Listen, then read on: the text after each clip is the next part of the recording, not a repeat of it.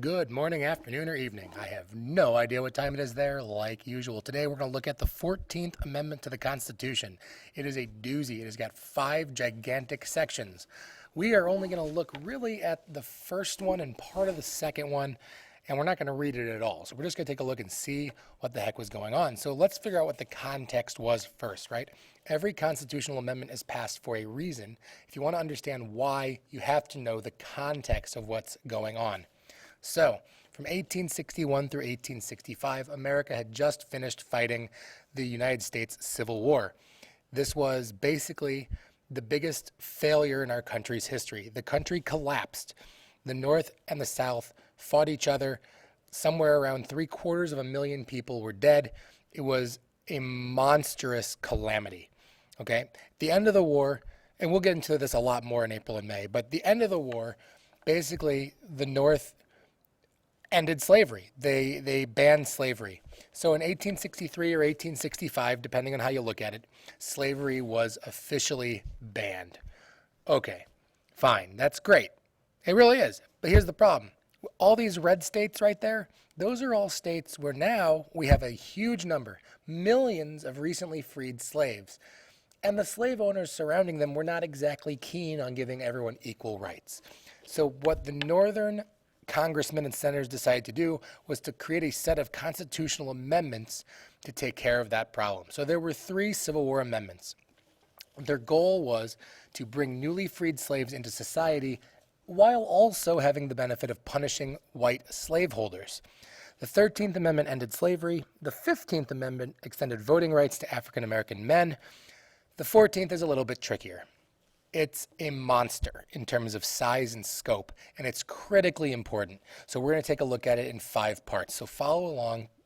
On the graphic organizer itself, where it says 1, 2, 3, 4, 5, you're going to write down the part of the amendment, sort of the title. If you look on the outside of your graphic organizer, there's going to be space for you to jot down some notes, and I'm going to have the notes for you along the way. So let's get started. The first part that we're going to look at was the repeal of the 3/5 Compromise. If you remember, the 3/5 Compromise was decided on during the Constitutional Convention as a way to kind of count slaves in population, but also kind of not count slaves in population. Remember, the pop and your rep.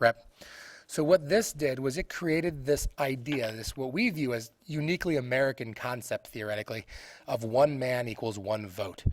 Right? Every single person counts as one person. Everyone's vote is equal. If I go vote and Mr. Duca goes vote and Mr. Moo goes to vote, that's worth 1 vote apiece. Mine is not worth more or less than either of the others. One man, one vote. With the end of slavery, on one hand, it was sort of assumed that since there were no more unfree people, that everyone would count as one. But just to clarify, just to make sure, they built this into the 14th, just to make sure that everyone was counted equally. Okay, fair enough. Moving along. The second part extends citizenship to all people born in the United States. Now, if you notice while I'm going through this, whatever is written in the quadrant or the part of this graphic organizer is also the headline on the next page. So here is citizenship to all people born in the U.S., citizenship to all people born in the United States. This is really important. In the short term, this gave citizenship or extended citizenship to all African Americans who were born here. Later on in the year, we'll learn that there was a Supreme Court case that said that black people could not be citizens of the United States. It's one of, if not the very worst Supreme Court decision of all time. The 14th Amendment basically overturned that Supreme Court decision and said anyone of any race can become a citizen so long as you're born here. The long-term effect is that any child born here became a citizen. And this is a really big deal. Right? It means that there's no requirements for citizenship so long as you're born in this country. If you were born in St. Louis, congratulations, you're a United States citizen. So it is a really big deal. And as a little bonus, they also included the idea of naturalization, which was already it was a concept, but it wasn't really as clearly enshrined in the Constitution before. Naturalization means that if you move here from someplace else, you can become a citizen, and your rights as a citizen are the same as someone who was born here. Okay, so the second part guarantees citizenship to all people born in the United States. The third part is what we refer to as the Equal Protection Clause. Equal Protection Clause kind of does what it sounds like. it guarantees that all people have the same rights under the law. That the law is going to protect a white person and a black person, a man and a woman, a Hispanic, a Jew, a Muslim, a Christian, a Catholic. It's going to protect everyone equally. That's the idea. What's critically important, what makes this so useful, is that it also specifies that each individual state has to protect people equally. See, all the Bill of Rights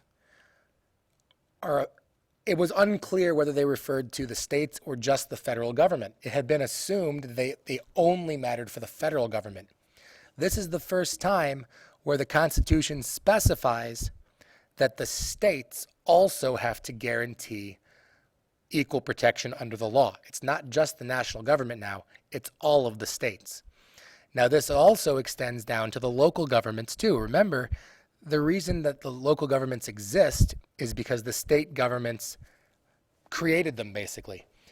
So this part extends equal protection under the law to basically every jurisdiction, every municipality, every state, every city, everywhere in the United States. This is a really big deal. The fourth part is what's referred to as privileges and immunities. It has nothing to do with immunity from illness. Just a heads up on that. What this refers to is the idea that no state can take away a person's right. There's actually another clause in the Constitution that does this. Article 4 of the Constitution, which I know we're all deeply, deeply familiar with, says something very similar. It says that no state can take away a citizen's rights that they've gained from another state. This specifies it even further. This one's much stronger. This forbids any state from taking away a person's right, period, right? Your rights cannot be taken away. Any rights that come from the federal government, they are yours regardless of what state you live in. Alabama, Missouri, California, Oregon, Maine, none of them can take your rights away that are given to you or that are granted to you by the national government. They are your rights. So that's obviously another big deal. Last, we get kind of the biggest of the big dogs here. This is called the Due Process Clause. The Due Process Clause is actually an update to the Fifth Amendment. Remember, the Fifth Amendment says that you cannot be deprived of life, liberty, or property without due process. They have to go through a process, a system, before they can punish you, before the government can punish a person. Fine. They basically use the same wording, but with a little bit of a change. The Fifth Amendment, the parts that matter to this, say, no person shall be deprived of life, liberty, or property without due process of law. The 14th says, nor shall any state deprive any person of life, liberty, or property without due process of law. The new key word is state. Due process, the Due Process Clause of the 14th Amendment extended all the same rights and privileges, all the same processes to individual people. They cannot be taken away by the state. You could actually read the 5th and the 14th as one sentence, and it works. No person shall be deprived of life, liberty, or property without due process of law, nor shall any state deprive any person of life, liberty, or property without due process of law. So who cares? Right? That's the question we always have to ask. Who cares? This is why we should care.